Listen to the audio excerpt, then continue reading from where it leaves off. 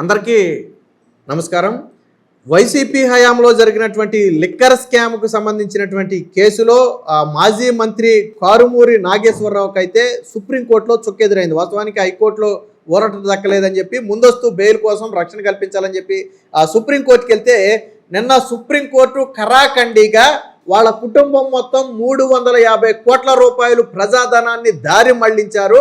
కాబట్టి ఇటువంటి పరిస్థితుల్లో ఆయనకు మేము రక్షణ కల్పించలేమని చెప్పి స్వయంగా సుప్రీంకోర్టు చీఫ్ జస్టిస్ ఉన్నటువంటి ధర్మాసనమే ఆయనకి చెప్పడం అనేది జరిగింది. కారుమూరి నాగేశ్వరరావు తరపు వాదనలు ఏవి కూడా వాళ్ళు పరిగణలోకి తీసుకోలేదు.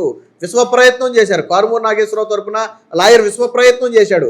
దానికి ప్రభుత్వానికి సంబంధం లేదు, అది 2 ప్రైవేటు కాంట్రాక్టులు వ్యవహారానికి సంబంధించిందని చెప్పి చాలా వాదనలు చేశాడు. కానీ ఏ వాదనతోనూ ఏకీభవించాలి. అంతిమంగా ఏం చెప్పిందంటే కోర్టు, ప్రభుత్వానికి రావాల్సినటువంటి సొమ్మును దారి మళ్లించారా లేదా, ఆ కుటుంబం మొత్తం కూడా అందులో పాల్గొందా లేదా, సో అది మాత్రమే మాకు కావాలి అని చెప్పి నిన్న కోర్టు ఒక వ్యాఖ్య కూడా చేసింది. అంటే మీరు ఎన్నైనా చెప్పండి, వాళ్ళు 350 కోట్ల రూపాయలు స్కామ్కి పాల్పడ్డారు అని చెప్పి స్వయంగా సుప్రీంకోర్టు కూడా అగ్రీ చేస్తుంది. ఎందుకంటే ఇది రాష్ట్ర ప్రభుత్వానికి సంబంధం లేదు, ఈ కేసు రాష్ట్ర ప్రభుత్వానికి సంబంధం లేదు. ఎన్ఫోర్స్మెంట్ డైరెక్టరేట్ అంటే డైరెక్ట్గా సెంట్రల్ నుంచి వచ్చినటువంటి ఈడీఏ ఈ కేసు నమోదు చేసింది. వాళ్ళ కుమారుడిని ఆల్రెడీ సునీల్ని ఆల్రెడీ అరెస్ట్ కూడా చేశారు. సో కారుమూరి నాగేశ్వరరావు కొరకు ఆల్రెడీ ప్రస్తుతానికి జైల్లో ఉన్నట్టున్నాడు. బెయిల్ కూడా ఇంకా వచ్చినట్టుగా లేదు, జైల్లోనే ఉన్నట్టున్నాడు. సో ఆల్రెడీ అరెస్ట్ చేశారు. ఆ తర్వాత అరెస్ట్ ఎవరిదయ్యా అంటే కారుమూరి నాగేశ్వరరావుది. సో ఆ భయంతోనే సుప్రీంకోర్టు దగ్గరికి వెళ్తే సుప్రీంకోర్టు మాత్రం ఈ విషయంలో నిరాకరించి సుప్రీంకోర్టు చేసిన కామెంట్స్ ఏంటో ఒకసారి చూడండి. ఈడీ కేసులో ముందస్తు బెయిల్ పిటిషన్ కొట్టివేత, 350 కోట్ల ప్రజాధనంతో ముడిపడిన అంశం ఇది. ఆరోపణలన్నీ మీ కుటుంబ సభ్యులపైనే ఉన్నాయి. నేరుగా నిధుల్ని సమీకరించనంత మాత్రాన మద్యం రవాణా వ్యవహారంతో సంబంధం లేనట్టు కాదు. నకిలీ బిల్లుల ద్వారా కుమారుడికి లబ్ధి చేకూర్చడం కూడా నేరమే. నియంత్రణ సంస్థలే కుమ్మక్కైతే వ్యవస్థలు ఎలా ముందుకెళ్లేది? విచారణ దశలో దర్యాప్తు సంస్థను నియంత్రించలేం. ఇది నిన్న స్వయంగా సుప్రీంకోర్టు చేసినటువంటి ఆరోపణ.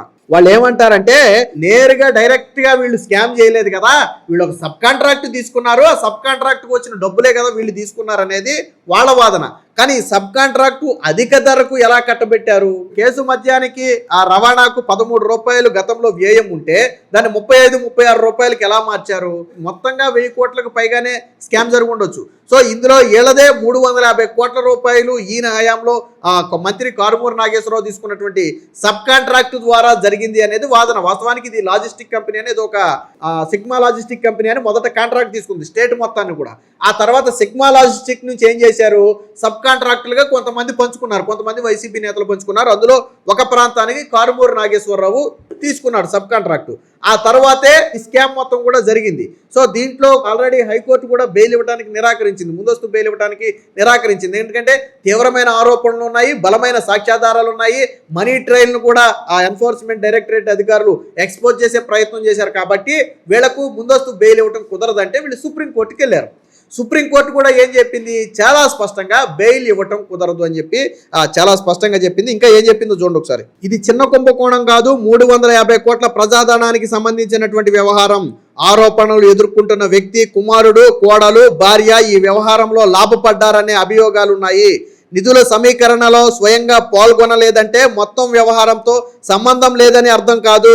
నకిలీ లేక అదనపు బిల్లులు సృష్టించడం ద్వారా కుమారుడి సంస్థకు ప్రయోజనం చేకూర్చడం కూడా నేరం కిందకే వస్తుందని చెప్పి ఈ వ్యాఖ్య ఎవరు మాట్లాడారు అంటే మీరు స్క్రీన్ మీద చూడొచ్చు. స్వయంగా సుప్రీంకోర్టు చేసినటువంటి వ్యాఖ్య. అంటే వీళ్ళు ఏదైతే రాష్ట్ర ప్రభుత్వానికి డైరెక్ట్గా సంబంధం లేదు, ఇది ఒక కాంట్రాక్ట్ సంస్థ నుంచి తీసుకున్నటువంటి సబ్ కాంట్రాక్టు, 2 ప్రైవేటు సంస్థల మధ్య జరిగిన అగ్రిమెంట్ అని చెప్పి ఏదైతే కారుమూరి తరపున వాదనలు వినిపించే ప్రయత్నం చేశారో దాంతో కోర్టు అగ్రీ చేయలేదు. ఆయనే కాదు, ఆయన భార్య, కుమారుడు, కోడలు వీళ్ళ అందరూ కూడా ఈ స్కామ్లో ఉన్నారు అనేది ఎన్ఫోర్స్మెంట్ డైరెక్టరేట్ చేసినటువంటి ఆరోపణ. అంటే తన కుటుంబానికో లేదా తన కుమారుడికో లబ్ధి చేకూర్చడం కోసం ఫేక్ ఇన్వాయిస్లు సృష్టించాడు, ఫేక్ బిల్స్ సృష్టించాడు. సో ఇది కూడా నేరమే అవుతుంది కదా. సో దీన్ని నేరం కాదు అని ఎలా అంటారు? ప్రభుత్వానికి రావాల్సిన సొమ్మే కదా వీళ్ళ జేబులోకి వెళ్ళింది, మరి అప్పుడు అది తప్పు కాకుండా ఎలా పోతుంది అనేది నిన్న సుప్రీంకోర్టు అడిగినటువంటి ప్రశ్న. సో ఈ ప్రశ్న దెబ్బతో పాపం అటుపక్క కారుమూరి నాగేశ్వరరావు లాయర్ కూడా సమాధానం లేదు. వాస్తవానికి ఆయన విశ్వ ప్రయత్నం చేశాడు.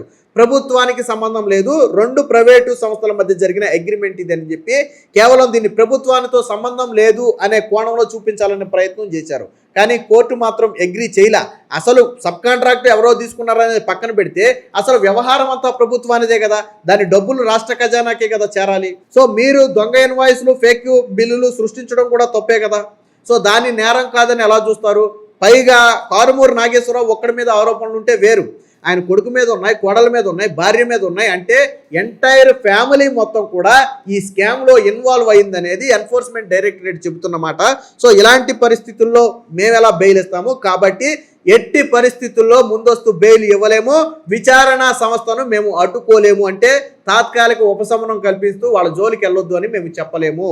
అంటే ఏం చెప్పిందంటే మీరు ఖచ్చితంగా విచారణ ఎదుర్కోవాల్సిందేనని చెప్పి నిన్న కోర్టు ఇండైరెక్ట్గా చెప్పినటువంటి మాట. వాస్తవానికి నిన్న ఈయన కొద్దిగా ఏజ్ పెద్దది, అలాగే ఈయనకి కొంచెం హెల్త్ ఇష్యూస్ కూడా ఉన్నాయి కాబట్టి దాన్ని పరిగణలోకి తీసుకుని బెయిల్ ఇవ్వాలని చెప్పి నిన్న కోరితే కోర్టు కూడా ఒప్పుకోలే. ఏమందంటే ఒక వ్యవస్థను పర్యవేక్షించాల్సిన, తప్పులను నియంత్రించాల్సిన సంస్థలే కుమ్మక్కైతే ఇక వ్యవస్థలు ఎలా ముందుకెళ్తాయని ధర్మాసనం పరిశీలించింది. ఈ దశలో దర్యాప్తు సంస్థలను నిలువరించడం సరికాదు అని చెప్పింది. బెయిల్ కోసం కింది కోర్టును ఆశ్రయించవచ్చని స్పష్టం చేసింది. ఇప్పుడు మేము అంటే ఒకవేళ అరెస్టు చేస్తే బెయిల్ కోసం ఆశ్రయించండి మీరు, అంతే తప్ప ముందస్తు రక్షణ అనేది మేము ఇవ్వలేము, దర్యాప్తు సంస్థ విషయంలో మేము జోక్యం చేసుకోలేమని చెప్పి నిన్న కోర్టు కుండబద్దలు కొట్టడంతో ఇప్పుడు వైసీపీలో ఒక రకమైనటువంటి ఉలిక్కిపాటు మొదలైంది. ఎందుకంటే సుప్రీంకోర్టులో ఈయనకి రక్షణ దొరికితే కొంత కేసు కొంతకాలం బోల్డ్ అయితే మరొక 4 పేర్లు బయటకు రాకుండా ఉంటాయి, లేకపోతే వైసీపీ ఇతర నేతల మెడకు చుట్టుకోకుండా ఉంటుందని భావించారు. కానీ ఎప్పుడైతే సుప్రీంకోర్టు మేము ఇన్వాల్వ్ అవ్వము, ఖచ్చితంగా విచారణ జరగాల్సిందే, 350 కోట్ల రూపాయల స్కామ్ జరిగినట్టుగానే కనపడుతుంది అనే వ్యాఖ్యలు చేసిందో దీంతో వైసీపీ నేతల గొంతులో పచ్చి వెలకబడింది. ఎందుకని రేపు కారుమూరిని కన్నా ఈడీ అరెస్ట్ చేయడం ఖాయం, కారుమూరి అరెస్ట్ ఖాయం. ఎందుకంటే కోర్టు నుంచి రక్షణ రాలేదు కాబట్టి, కింది కోర్టులో రక్షణ రాలా, పై కోర్టులో రక్షణ రాలా, ఇంకా అయిపోయింది. సో కారుమూరి నాగేశ్వరరావు అరెస్టును మాత్రం ఎవరు ఆపలేరు. కారుమూరి నాగేశ్వరరావు అరెస్టు తర్వాత ఏ కూపీ లాగుతారో మళ్ళీ అది ఎవరి మెడకు చుట్టుకుంటుంది అనే ఒక భయం అయితే వైసీపీ నేతల్లో ఉంది. సో ఇప్పుడు ఆ భయమే వాళ్ళని తీవ్రంగా వెంటాడుతుంది. మొత్తంగా ఈ లిక్కర్ స్కాములో మాజీ మంత్రిగా ఉన్నటువంటి కారుమూరి నాగేశ్వరరావు, కానీ వైసీపీ నేతలు ఎవరో విచిత్రం ఏంటంటే వైసీపీ నేతలు ఎవరు నోరు మీద పట్ల. మంత్రి కారుమూరి నాగేశ్వరరావు లిక్కర్ స్కామ్లో ఈడీ అరెస్ట్ చేయబోతుంది, ఆల్రెడీ కుమార్ని అరెస్ట్ చేసింది, కానీ ఎవరైనా నోరు మెదిపారా? ఈ లిక్కర్ స్కామ్లో ఈ కారుమూరి నాగేశ్వరరావుకి అండగా ఎవరైనా నిలబడ్డారా? నిలబడలేదు. ఎందుకని? ఎవరు మాట్లాడితే ఇది ఎవరి మేడకు చుట్టుకుంటుందో ఎవరికి అర్థం కావట్లా. ఎందుకంటే ఇందులో అనేక పెద్ద తలకాయలు కూడా ఉన్నాయి, సో ఇది ఎవరి మేడకు చుట్టుకుంటుంది అని చెప్పి ఎవరి కారు గప్చిప్పుగా ఉన్నారు.